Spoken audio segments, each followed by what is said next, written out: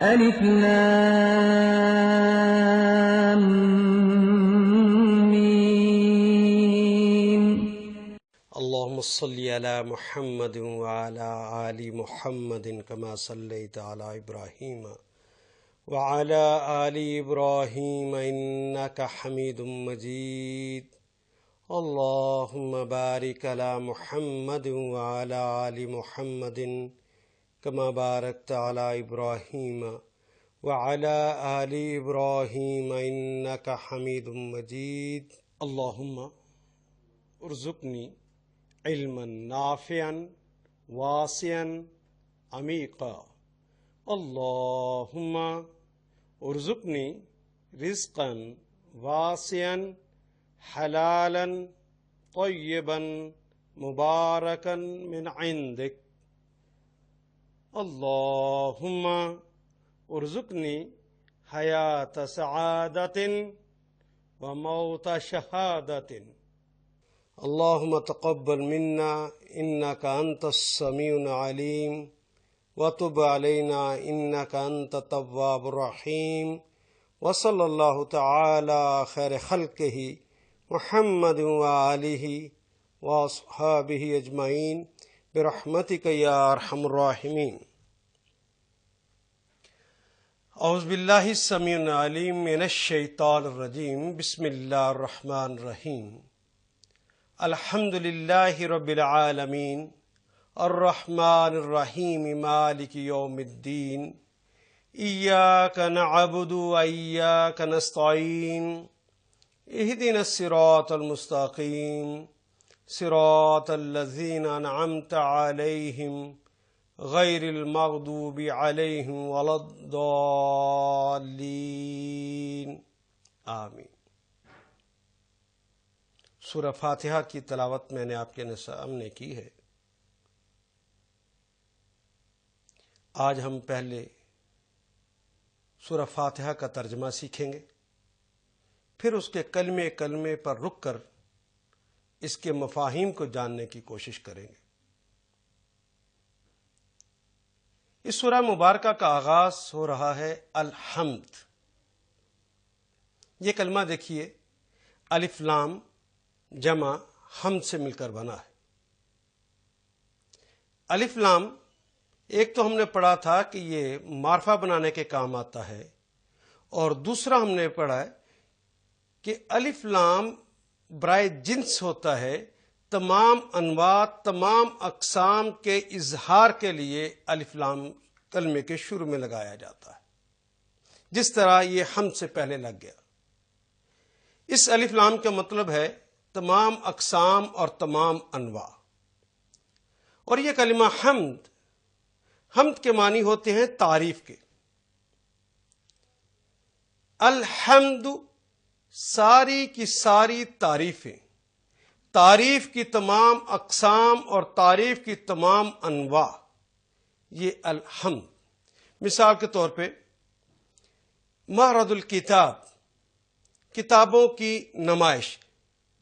اگر الکتاب سے مراد لیا جائے خاص تو اس سے مراد تو قرآن حکیم ہوگا، لیکن کتابوں کی نمائش کے اندر تو ہر طرح کی کتاب پائی جاتی ہے. گویا کتاب کی تمام اقسام اور تمام انواع اس سے مراد ہے. جس طرح خلق الانسان، اللہ نے انسان کو پیدا کیا. اب کیا ایک انسان کو پیدا کیا کہ تمام انسانوں کو پیدا کیا ہے؟ مردوں کو بھی اور عورتوں کی، اس کی تمام اقسام کو بھی اور اس کی تمام انواع کو بھی پیدا کیا ہے. الف لام تو ہو گیا اقسام اور انواع کے اظہار کے لیے. اور حمد کے معنی ہوتے ہیں مدح اور تعریف. تو گویا اس کے معنی ہو گئے مدح اور تعریف کی تمام اقسام اور تمام انواع.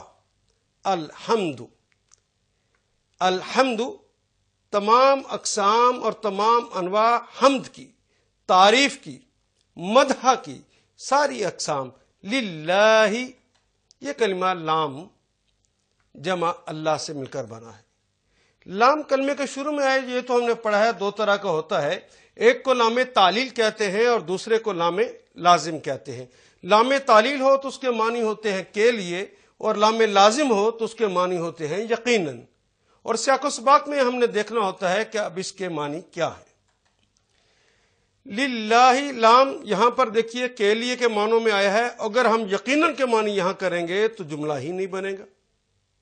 آگے کلمہ ہے اللہ، للہ اللہ کے لیے، اس کا ترجمہ کر کے دیکھیے یقیناً تو جملہ ہی غلط ہو جائے گا۔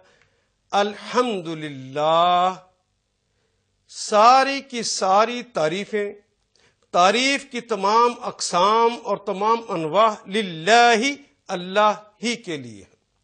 لیکن ایک اور دیکھیے، حمد کا کلمہ جو ہم نے پڑھا، حمد کے معنی ہوتے ہیں اللہ کی تعریف اردو ادب میں بھی، اور رسول اللہ صلی اللہ علیہ وسلم کی تعریف کے لیے نعت کا کلمہ استعمال ہوتا ہے۔ گویا حمد کے اندر خود معنی پائے جاتے ہیں اللہ کی تعریف، اور شروع میں بھی لفظ اللہ آ گیا ہے۔ اگر پہلے بھی کلمہ اللہ ہے اور اس کے ساتھ پھر حمد کے اندر بھی اللہ کا کلمہ موجود ہے، ہم نے پڑھا تھا کہ اگر دو اسم ساتھ ساتھ آ جائیں، چاہے وہ ہم شکل ہوں یا ہم شکل نہ ہو، لیکن ہم معنی ہوں، تو یہ ایمفسائز کرنے اور زور دینے کے لیے ہوتا ہے۔ اور اردو ادب میں ہم ہی کا اضافہ کرتے ہیں۔ ہم نے پڑھا الحمدللہ، ساری کی ساری تعریفیں اللہ کے لیے، نہیں، اب اس کا ترجمہ ہی کے ساتھ کریں گے، ساری کی ساری تعریفیں اللہ ہی کے لیے ہے، پھر اللہ کے علاوہ کسی کے لیے۔ الحمدللہ، ساری تعریفیں اللہ ہی کے لیے ہے۔ رب العالمین، یہ کلمہ پہلے دیکھیے، رب عربی زبان میں، ویسے تو اردو میں بھی استعمال ہوتا ہے کلمہ رب، ہماری زبان میں مستعمل ہوتے ہیں، اللہ کے لیے ہم رب ہی کا کلمہ استعمال کرتے ہیں، اور رب کے معنی ہوتے ہیں مالک اور آقا۔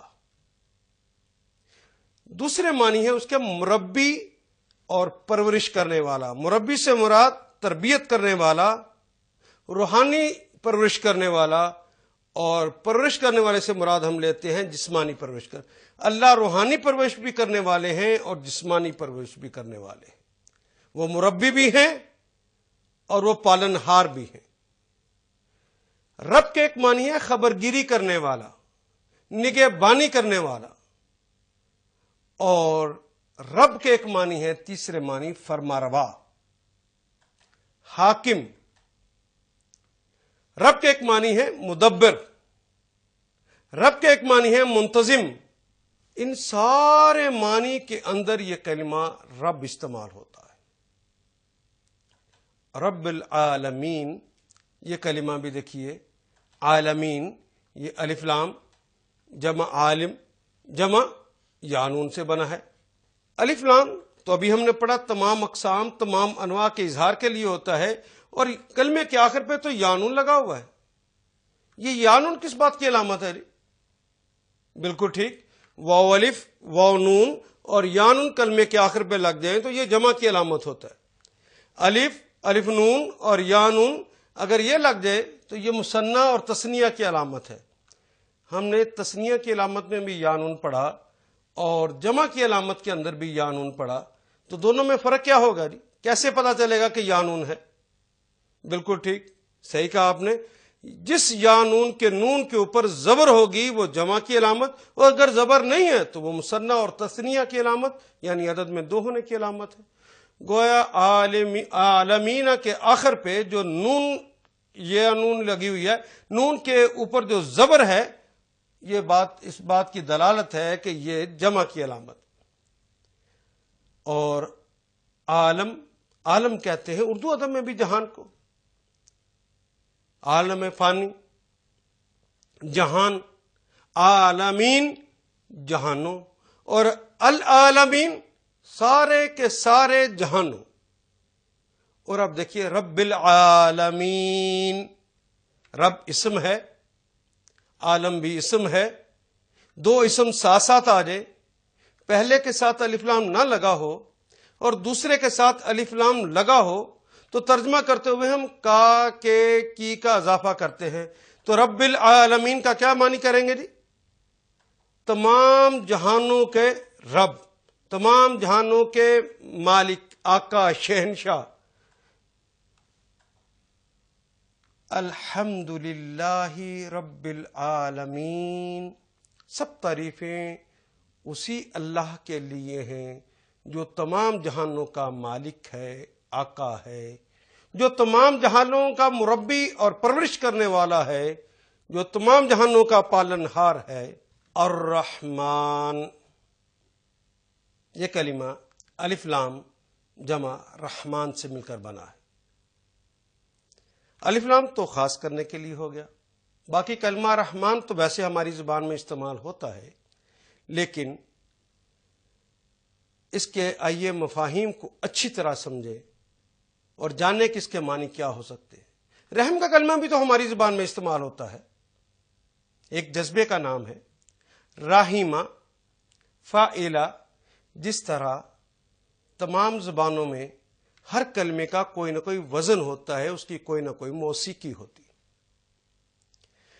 اگر کسی موسیقی کی ایک نوٹ سے اٹھا کر کسی دوسری نوٹ پہ لے کے جاتے ہیں تو اس میں غنائیت اور موسیقیت میں فرق آتا ہے، وہ تبدیل ہو جاتی ہے۔ لیکن عربی مبین کے اندر ایک وزن سے اٹھا کر موسیقی کی ایک نوٹ سے اٹھا کر دوسری پہ لے کے جاتے ہیں، جہاں موسیقیت اور غنائیت میں فرق آتا ہے، ساتھ ساتھ معنی کے اندر بھی تبدیلی آ جاتی ہے۔ مثال کے طور پہ فاعلہ، یہ ایک وزن ہے، یہ ایک موسیقی کی نوٹ ہے۔ راحیمہ، فاعلہ، راحیمہ۔ فاعلہ کا مطلب ہوتا ہے، اردو میں بھی فعل کو کہتے ہیں کام کرنے کو۔ فاعلہ، اس نے کام کیا۔ اب راحیمہ، اس نے رحم کیا۔ اردو کا ایک اور کلمہ لیجئے، ہم استعمال کرتے ہیں فاعل۔ فاعلہ، اس نے کام کیا، اور فاعل، کام کرنے والا۔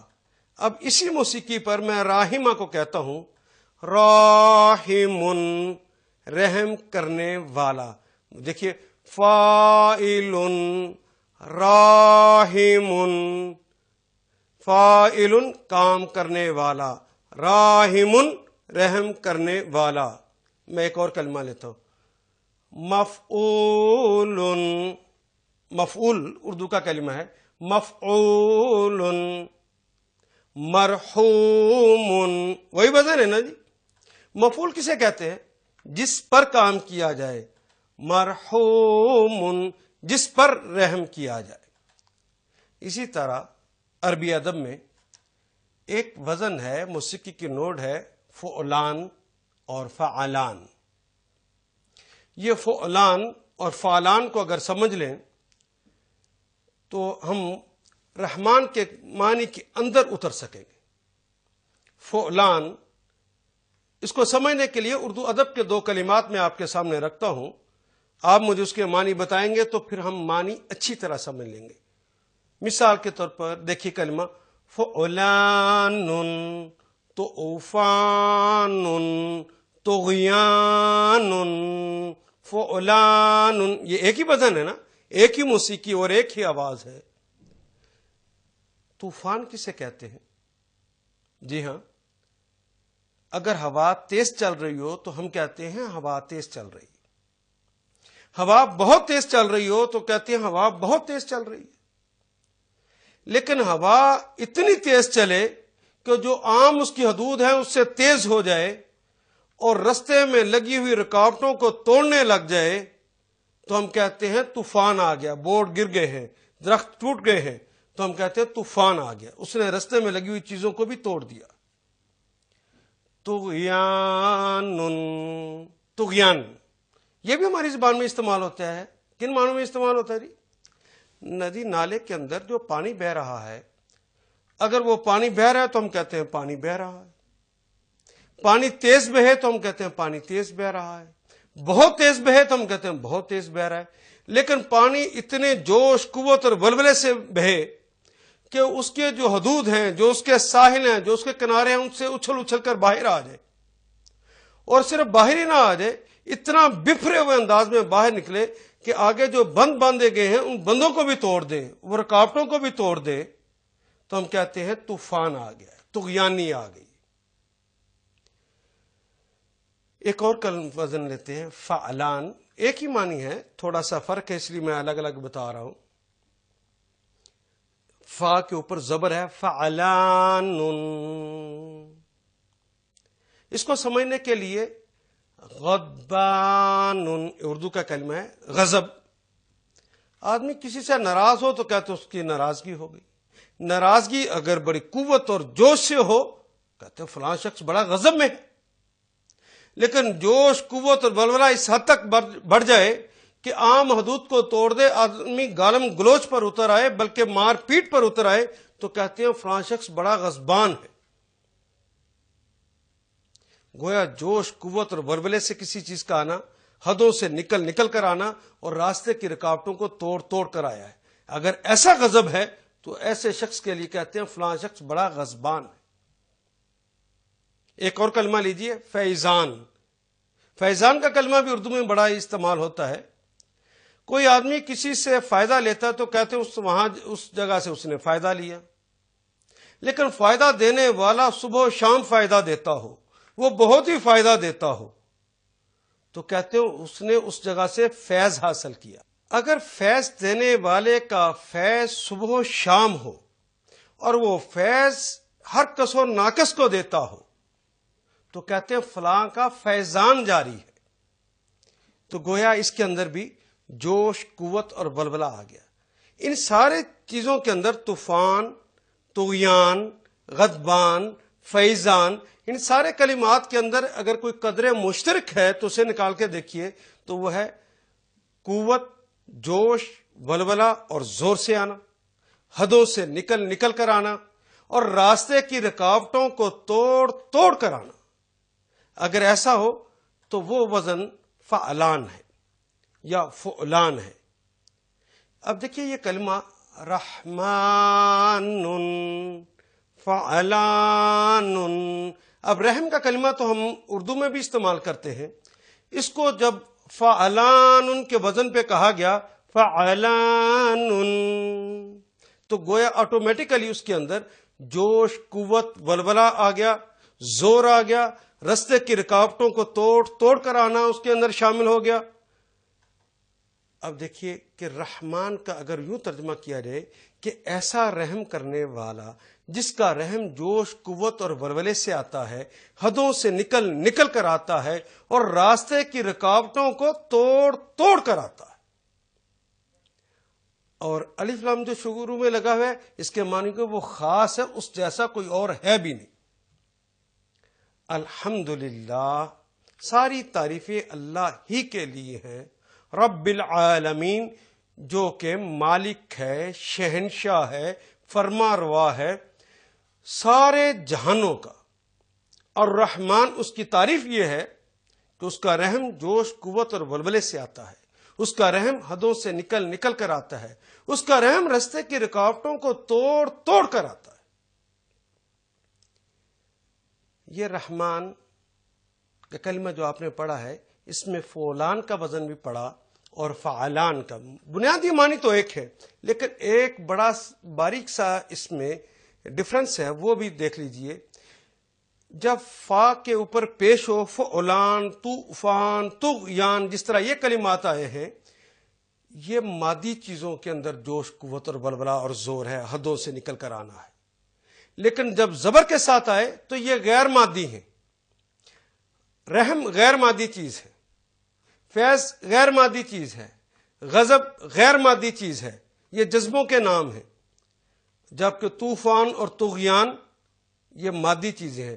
گویا فعلان کے وزن پر آنے والے کلمات کے اندر مادی چیزوں کے اندر جوش، قوت، بلبلہ ہوگا اور حدوں سے نکل کر آئیں گے اور راستے کی رکاوٹوں کو توڑ کر آئیں گے.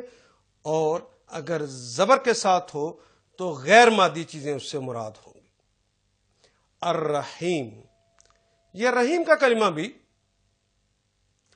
ہمارے اردو کا کلمہ رحم سے ہے. عربی میں کہیں گے تو رحیمہ، اس نے رحم کیا، فاعلہ، اس نے فعل کیا. اب اسی کو ہم ایک اور وزن پہ لے کے جاتے ہیں.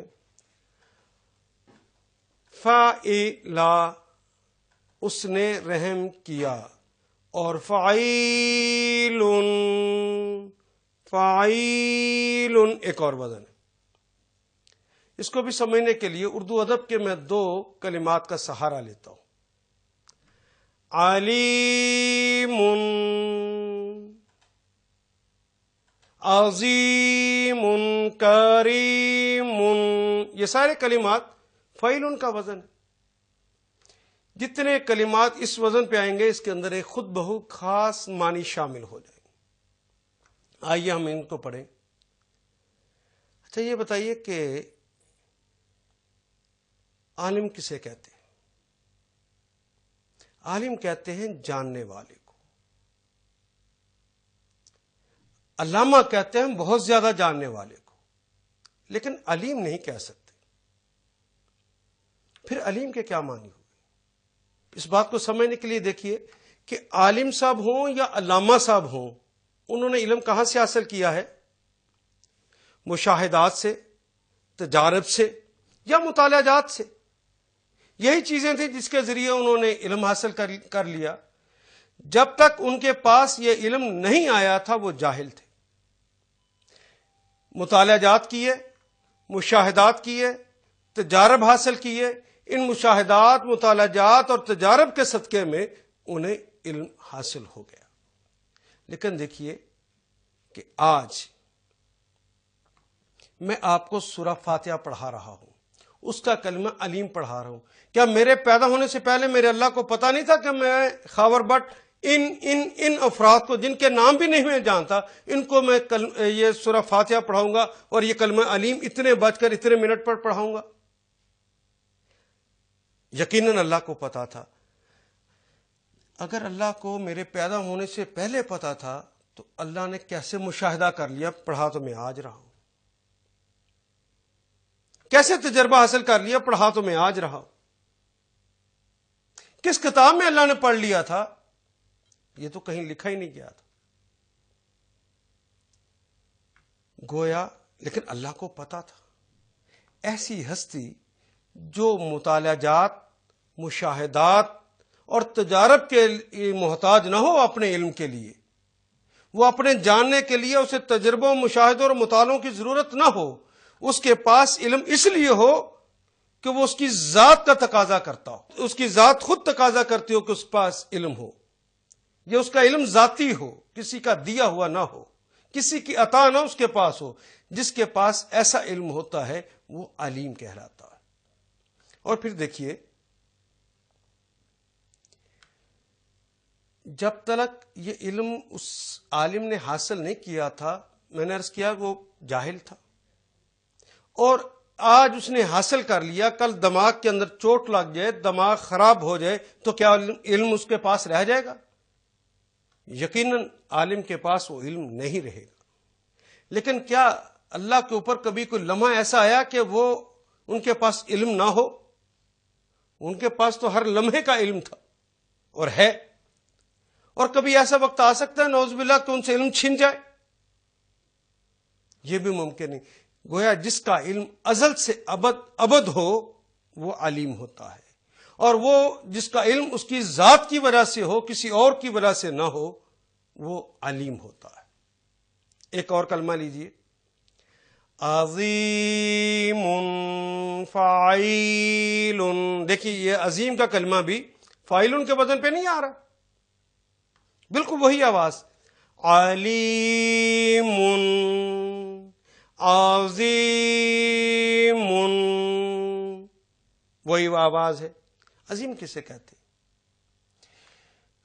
ہر شخص کی زندگی عبارت ہے عروج اور زوال سے. کبھی کچھ اسباب ہوتے ہیں جن کی وجہ سے اسے عروج مل جاتا ہے، اور کچھ اسباب ہوتے ہیں جن کی وجہ سے انہیں زوال ہو جاتا ہے. اللہ جل شانہ پہ نعوذ باللہ کبھی زوال رہا ہے یا ہو سکتا ہے؟ وہ تو ازل سے عظیم ہیں، ابد عظیم ہیں. ان کی عظمتیں تو ہمیشہ ہمیشہ کے لیے. اگر میں اور آپ مل کر سارے کے سارے لوگ اس کے نام کی مالا جپیں، اس کے گن گائیں، اس کی تسبیحیں بیان کریں، تو کیا اس کی عظمتوں میں اتنا سا اضافہ کر سکتے ہیں؟ یقیناً نہیں، وہ عظیم ہے۔ اور خدا نہ خواستہ اس کے برعکس ساری کائنات کے لوگ نعوذ باللہ اللہ کی تنقید کرنے لگ جائیں، نعوذ باللہ اللہ کو گالیاں دینے لگ جائیں، تو کیا اللہ کی عظمتوں میں اتنی سی بھی کمی کر سکتے ہیں؟ اللہ ازل سے عظیم ہے، ابد ابد عظیم ہے۔ ان کی عظمتیں ان کی ذات کی وجہ سے، کسی اور کی وجہ سے نہیں ہیں۔ ان دونوں کلمات کے اندر دیکھیے قدر مشترک کیا ہے؟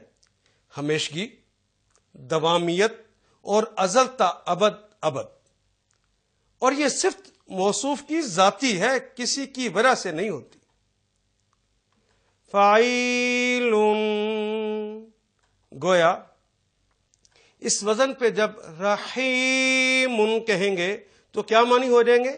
ایسا رحم کرنے والا جس کا رحم ازل سے ابد ابد ہو، اور جس کا رحم اس کی ذات کی وجہ سے ہو، کسی اور کی وجہ سے نہ ہو۔ بسم اللہ الرحمن الرحیم کے اندر بھی آپ نے اس کے معنی کو پڑھا تھا، آج میں نے دوبارہ آپ کو اس کے معنی بتائے ہیں۔ فعلان کا وزن بھی، فعلان کا وزن بھی، اور فاعلون کا وزن بھی، یہ بھی آپ نے آج جان لیا۔ گویا الحمدللہ رب العالمین، سب تعریفیں اللہ ہی کے لیے ہیں، سب تعریفیں اللہ ہی کے لیے۔ کون اللہ؟ رب العالمین، جو تمام جہانوں کا رب ہے۔ اور پھر دو تعریفیں اور کی گئیں، الرحمن الرحیم، وہ اللہ سب تعریفوں کا مستحق وہ اللہ ہے جس کا رحم جوش، قوت اور ولولے سے آتا ہے، حدوں سے نکل کر آتا ہے، اور راستے کی رکاوٹوں کو توڑ کر آتا ہے، اور جس کا رحم ازل سے ابد ابد ہے، اور جس کا رحم ہمیشہ ہمیشہ کے لیے ہے وہ، اور یہ رحم بھی اس کی ذات کی وجہ سے ہے، کسی اور کی وجہ سے نہیں۔ الحمدللہ رب العالمین الرحمن الرحیم مالک یوم الدین۔ یہ مالک کا کلمہ بھی اردو میں ہم استعمال کرتے ہیں، روزمرہ کی زبان میں استعمال ہوتا ہے۔ مالک جو تصرف کا حق رکھتا ہے اسے مالک کہتے ہیں۔ یوم کا کلمہ بھی اردو میں استعمال کرتے ہیں دن کے معنوں میں، یوم الدین۔ یوم کے معنی کیا ہیں جی؟ دن کے، اور دین یہ کلمہ ہماری زبان میں جو استعمال ہوتا ہے دین، اس کے معنی ہے ضابطہ حیات۔ یہ کلمہ ہماری زبان میں استعمال نہیں ہوتا۔ یہاں دین کے معنی ہے بدلہ، معاوضہ، صلہ، اجر، ان سب معنی کے اندر یہ کلمہ دین استعمال ہوتا ہے۔ یہ آپ دیکھیے، یوم اس کے ساتھ الف لام نہیں لگا ہوا، اور دین کے ساتھ الف لام لگا ہوا ہے۔ گویا یوم اس میں نکرہ ہے اور دین اس میں معرفہ ہے۔ پہلا کلمہ نکرہ ہو، پہلا اسم نکرہ ہو، دوسرا اسم معرفہ ہو، تو ہم نے پڑھا تھا کہ اس کے لیے درمیان میں کا، کے، کی کا اضافہ کر دیتے ہیں۔ مالک یوم الدین، گویا ہم نے کہا ہے کہ وہ بدلے کے دن کا مالک ہے، جزا کے دن کا مالک ہے، معاوضے کے دن کا مالک ہے۔ مالک یوم الدین، جو مالک ہے بدلے کے دن کا، جو مالک ہے روز جزا کا۔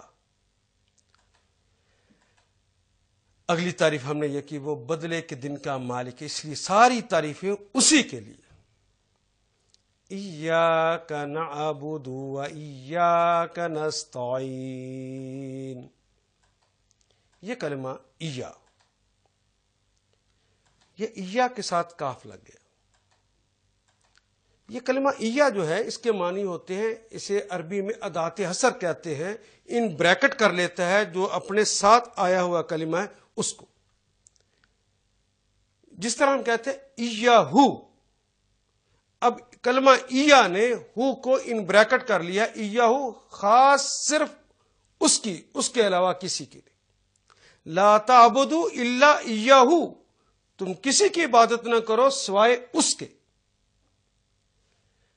ایا کے ساتھ یا آ گیا، یا متکلم کی علامت ہے۔ ایا خاص میرے علاوہ پھر کسی کی نہیں۔ جس طرح قرآن حکیم میں آتا ہے فَإِيَّايَ فَارْحَبُونَ، بس مجھے سے ڈرو، پھر میرے علاوہ کسی سے نہ ڈرو۔ یہ کلمہ ایّا اپنے ساتھ جو بھی چیز آ جائے گی اس کو ان بریکٹ کر لے گا، جس طرح یہاں پہ آیا ہے ایّا کا، خاص آپ کی، پھر آپ کے علاوہ کسی کے نہیں۔ نعبدو، یہ کلمہ نون جمع عبادہ سے بنا، عبادہ اس نے عبادت کی۔ ہماری زبان کا کلمہ عبد، غلام کو کہتے ہیں، عبادہ اس نے عبادت کی۔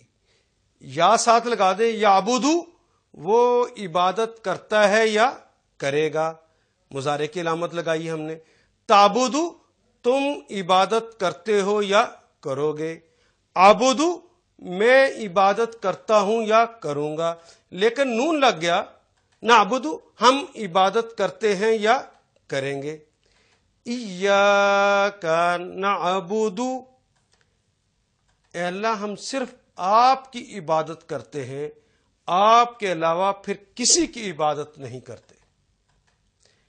آپ کی عبادت کرتے ہیں، آپ کی اطاعت کرتے ہیں، آپ کی بندگی کرتے ہیں، آپ کی غلامی کرتے ہیں، آپ کی غلامی کے علاوہ ہم کسی کے غلام نہیں۔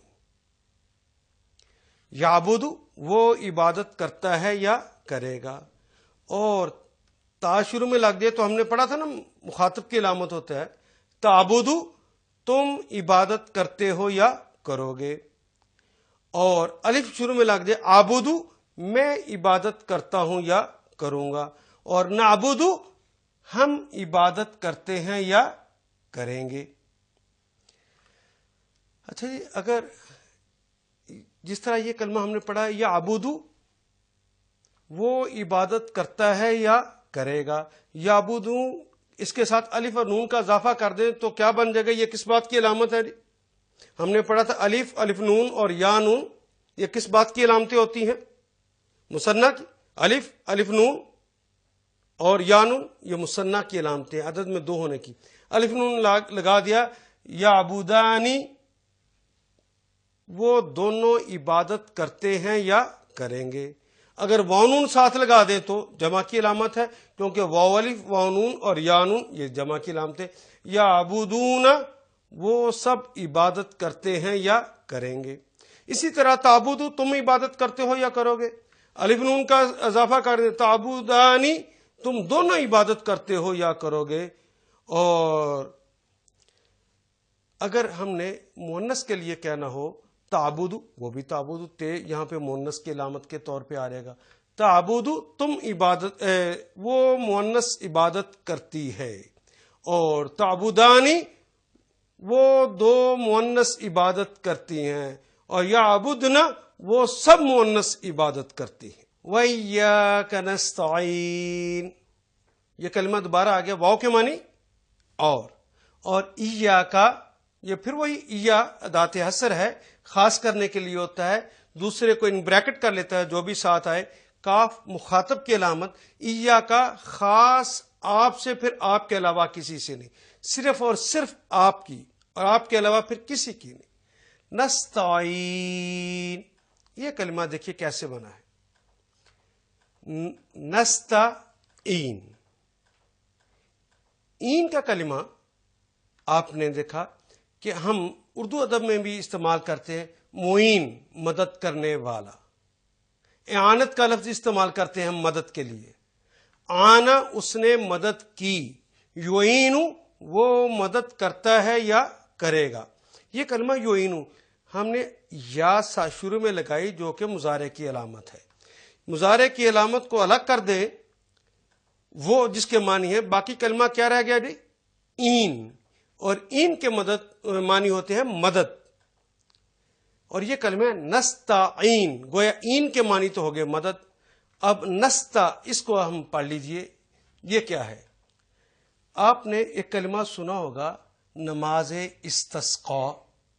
جی، نماز استسقاء کیا معنی ہوتے ہیں نماز استسقاء کے؟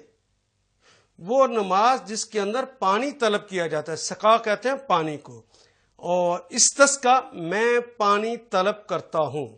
الف سین تے کا مطلب ہے میں طلب کرتا ہوں، سقا پانی۔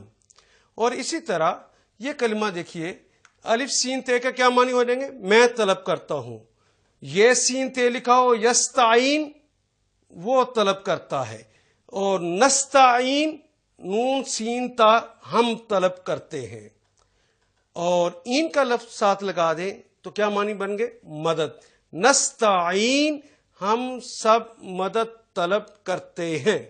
اور ایاک نستعین، خاص آپ سے مدد طلب کرتے ہیں اور آپ کے علاوہ پھر کسی سے مدد طلب نہیں کرتے. ایاک نعبد و ایاک نستعین، اے اللہ صرف اور صرف ہم آپ کی عبادت کرتے ہیں، آپ کے علاوہ کسی کی عبادت نہیں کرتے، اور آپ سے مدد طلب کرتے ہیں اور آپ کے علاوہ پھر کسی سے مدد طلب نہیں کرتے. اہدنا الصراط المستقیم. اہدی، یہ حمزہ اور ہدا اور پلس نا سے یہ کلمہ بنا ہے. نا کے معنی یہ کلمے کے آخر پہ لگا ہو، یہ تو متکلم جمع کی علامت ہے ہمیں. اور ہدا اردو ہی کا کلمہ ہدایت، ہدایت. اور الف جو ہے شروع میں امر کے لیے آیا ہے. ہم نے پڑھا تھا کہ کلمے کے شروع میں جو الف آتا ہے یا تو وہ امر کے لیے ہوتا ہے، یا وہ متکلم کی علامت ہوتا ہے، یا وہ استفہام کی علامت. مثال کے طور پہ ہم نے اگر کہنا ہو میں کتاب لکھتا ہوں، میں لکھتا ہوں یا لکھوں گا اکتب، اور اگر کہنا ہو کہ کیا میں لکھتا ہوں اکتب، ایک حمزے کا اضافہ ہو جاتا ہے. اور اگر کہنا ہو لکھو امر کے لیے اکتب، تو یہ امر ہو جاتا ہے. یہ کلمہ شروع میں امر کے لیے آیا ہے. لیکن یہاں یہ بات سمجھنے کے قابل ہے کہ جب کوئی ہم اثر، ہم مرتبہ شخص کوئی دوسرے کو کہتا ہے کہ یہ کام کرو، تو ہم اردو ادب میں کہتے ہیں اس نے کہا. بڑا اگر چھوٹے کو کہتا ہے کہ یہ کام کرو تو ہم کہتے ہیں اس نے حکم دیا کہ یہ کام کرو.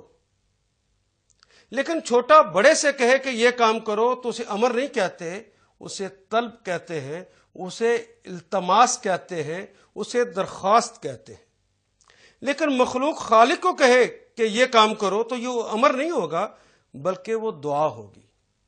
اب یہاں سے دعا کا آغاز ہوتا ہے. اہدنا یہاں امر نہیں ہے، دعا ہے. اے اللہ ہمیں ہدایت دے دیجئے، ہمیں سیدھا راستہ دکھانا ہے، اس کے لیے ہمیں عطا کر دیجئے الصراط، ہدایت دیجئے. کس کی؟ الصراط. صراط اردو میں بھی استعمال کرتے ہیں راستے کے لیے، اور الف لام شروع میں لگا ہے خاص راستہ.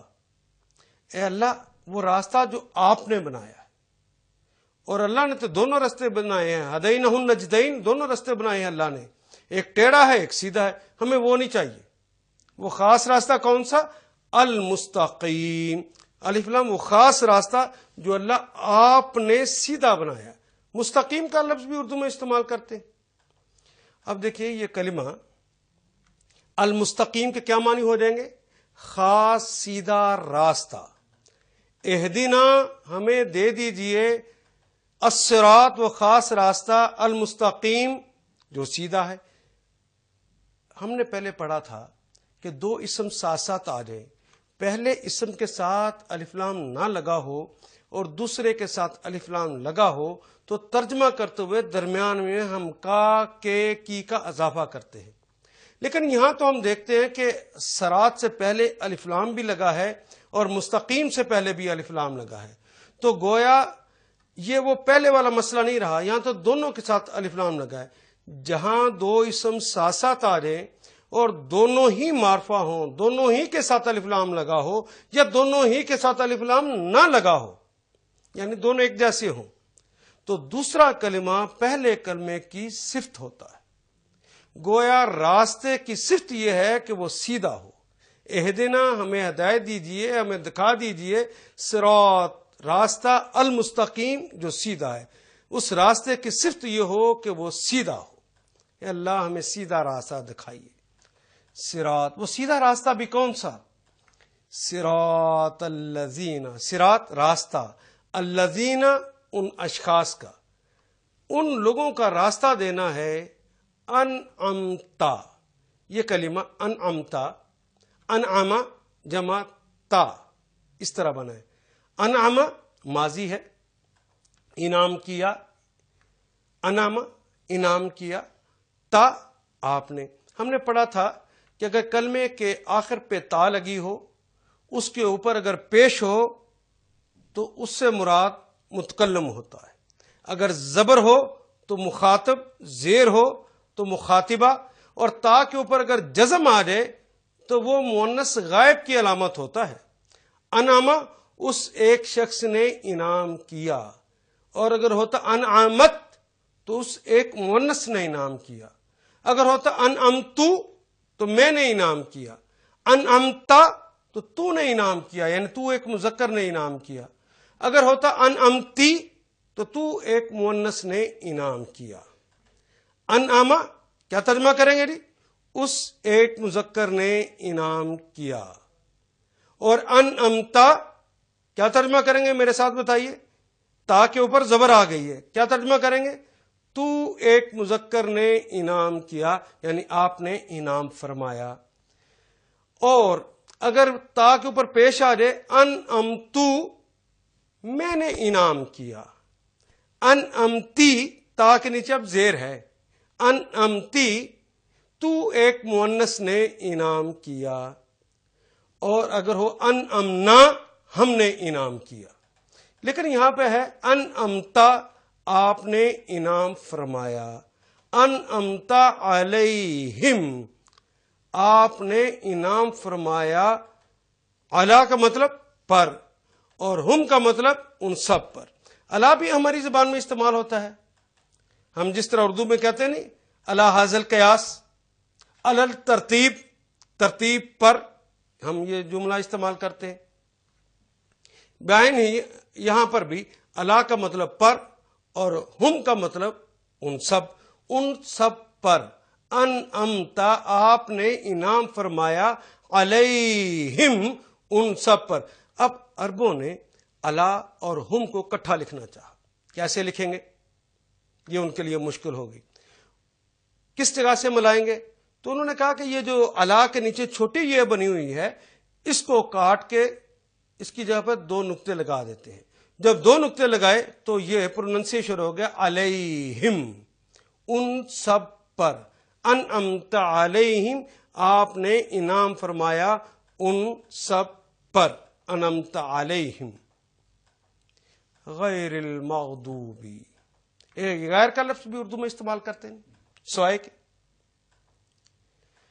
صراط الذین انعمت علیہم ان لوگوں کا راستہ دیجئے جن پر آپ نے انعام فرمایا. اب ان کے سوا کہا جا رہا ہے، غیر سوائے ان کے. المغضوبی الف لام تو خاص کرنے کے لیے ہو گیا. باقی اردو کا لفظ مغضوب، غضب کا لفظ بھی اردو میں استعمال کرتے ہیں. اب دیکھیے ہم نے غضب، اس نے ناراضگی کا اظہار کیا. غضب وہ غصے میں آیا. یہ اور غصہ زیادہ ہو تو تب غضب کہتے ہیں نا، غضب. لیکن اگر غضب فعل مفعول کے وزن پہ کہیں گے تو کیا بنے گا؟ مفعول مغضوب، مغضوب مفعول، وہی وزن ہے جی جس پر کام کیا گیا. غضب اس نے غضب کیا، مغضوب مفعول جس پر غضب کیا گیا. غیر المغضوبی الف لام وہ سارے کے سارے، وہ خاص سارے کے سارے لوگ جن پر آپ نے غضب فرمایا ہے. مغضوب وہ جو مغضوب ہوئے ہیں ان پہ نہیں. اب دیکھیں یہ کلمہ مغضوب علیہم، علی کا مطلب پر اور ہم ان سب پر. لیکن یا کی وجہ سے اس کو پروناؤنس کریں گے علیہم زیر کے ساتھ، تاکہ علیہم یا کے بعد زیر ہی آئے گی. علیہم ان سب پر. غیر المغضوب علیہم ان لوگوں کے راستے پر نہ چلائیے، وہ راستہ نہ دیجیے جن پر آپ نے غضب فرمایا. وَلَا الضَّالِّينَ واو کے معنی اور لا بھی ہماری زبان میں استعمال ہوتا ہے، نہیں کے لیے بھی آتا ہے اور عربی زبان میں منع کرنے کے لیے بھی آتا ہے. اور آگے کلمہ الضالین، الف لام تو سارے کے سارے کے لیے آ گیا، وہ سارے خاص جن کے لیے آپ نے وہ گمراہ جو ہو گئے ہیں۔ یانون جمع کی علامت ہے کیونکہ اس کے اوپر زبر لگی ہوئی ہے، اور دال کہتے ہیں گمراہ کو، مدل کہتے ہیں، دال اور مدل یہ کلمات استعمال کرتے ہیں۔ وَلَضَّالِّينَ وہ لوگ جو گمراہ ہوئے، گمراہ کہتے ہیں جس نے راہ کھوٹی کر دی ہو، جس نے اپنا راستہ گم کر دیا ہو۔ وَلَضَّالِّينَ نہ ان کا راہ دکھائیے جن لوگوں پر کو جو لوگ گمراہ ہو گئے۔ وَلَضَّالِّينَ ہم کہتے ہیں اس پہ آمین۔ الحمدللہ رب العالمین، سب تعریفیں اللہ ہی کے لیے ہیں جو تمام جہانوں کا پالنے والا ہے۔ الرحمن الرحیم جو رحمان اور رحیم ہے۔ ہماری زبان عاجز ہے، وہ پورے معنی نہیں رکھ سکتی، لیکن اگر آپ نے یوں پڑھا ہوگا کہ وہ فعلان کا وزن بھی ہے اور فاعلون کا وزن بھی ہے تو پھر وہ معنی آپ کے دماغ میں موجود ہوں گے۔ ہماری زبان عاجز ہے اس سارے معنی کے لیے، تو اسے پیرے لکھنے پڑتے ہیں پورا معنی بتانے کے لیے، تو پھر ہم استعمال کرتے ہیں وہ رحمان اور رحیم ہے۔ مالک یوم الدین جو بدلے کے دن کا مالک ہے، جو روز جزا کا مالک ہے۔ ایاک نعبد ہم صرف آپ کی عبادت کرتے ہیں، آپ کے علاوہ پھر کسی کی عبادت نہیں کرتے۔ وَإِيَّاكَ نَسْتَعِينُ پھر ہم یہ اقرار بھی کرتے ہیں صرف آپ سے مدد طلب کرتے ہیں، آپ کے علاوہ کسی سے مدد طلب نہیں کرتے۔ اہدنا الصراط المستقیم ہمیں سیدھا راستہ دکھائیے۔ صراط الذین انعمت علیہم اے اللہ ان لوگوں کا راستہ دکھائیے جن پر آپ نے انعام فرمایا ہے۔ غیر المغضوب علیہم ولا الضالین جو مغضوب نہیں ہوئے اور جو جن کا راستہ کھوٹا نہیں ہوا، جو الٹے راستے پہ نہیں چلے، جنہوں نے اپنی راہ کو نہیں کھویا، اے اللہ ان کے راستے پہ چلانا۔ آمین اے اللہ ایسا ہی ہو۔ بس شکریہ جی۔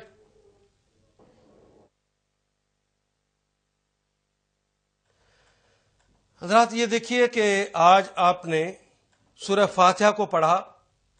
سورہ فاتحہ میں حمد کا کلمہ بھی ہماری زبان میں استعمال ہوتا ہے، اللہ کا کلمہ بھی استعمال ہوتا ہے، رب کا کلمہ بھی، عالم کا کلمہ بھی، رحمان کا کلمہ بھی، رحیم بھی، مالک بھی، یوم بھی، اور نعبد عبادت بھی، استعانت بھی، اور ہدایت بھی، صراط بھی، مستقیم بھی، پھر صراط آ گیا ہے، اعلیٰ کا کلمہ بھی استعمال ہوتا ہے، غیر کا کلمہ بھی استعمال ہوتا ہے، مغضوب کا کلمہ بھی استعمال ہوتا ہے، پھر علیہم کے اندر اعلیٰ ہماری زبان میں استعمال ہوتا ہے، وہ بھی، لا بھی اور دال بھی، یہ سارے کلمات تو ہماری زبان میں استعمال ہوتے ہیں۔ دیکھیے سب پر دائرے لگ گئے، ایک ایک دیکھیے۔ باقی کیا رہ گیا ہے؟ ایاک دین، اور ایاک کا کلمہ تو بار بار آنے والا ہے، 1.5 میں سے ہے، اور ویسے صرف ایک کلمہ رہ گیا دین، ورنہ ایاک ہو یا الذین یہ تو 1.5 میں سے، اب تک تو اس کے معنی آپ کو یاد ہو چکے، اس کو تو یاد کرنے کی ضرورت نہیں ہے۔ ایک کلمہ صرف دین ایسا آیا ہے جب سے ہم نے پڑھنا شروع کیا یہ سورہ فاتحہ کو، پوری سورہ فاتحہ میں ایک کلمہ جس کے لیے استاد یا ڈکشنری کی ضرورت پڑتی ہے۔ خدا لگتی کہیے اس سے زیادہ آسان کوئی کتاب ہو سکتی ہے؟ آپ اردو بھی پڑھیں تو اس کے اندر مشکل کلمات اس سے زائد آئیں گے۔ کس قدر سچ فرمایا ہے میرے اللہ نے، وَلَقَدْ يَسَّرْنَا الْقُرْآنَ لِلذِّكْرِ هَلْ مِن مُدَّكِرٍ اس ذکر کے لیے، اس نصیحت کے لیے اسے ہم نے آسان کر دیا ہے کوئی نصیحت حاصل کرنے والا؟ لوگوں یہ بہانہ نہیں اب چلے گا کہ قرآن حکیم مشکل ہے، یہ تو بہت آسان ہے، آپ کے سامنے دائرے لگے ہوئے۔ آئیے اللہ سے دعا کرتے ہیں اسے ہمارے لیے اور آسان فرما دے۔ وآخر دعوانا الحمدللہ رب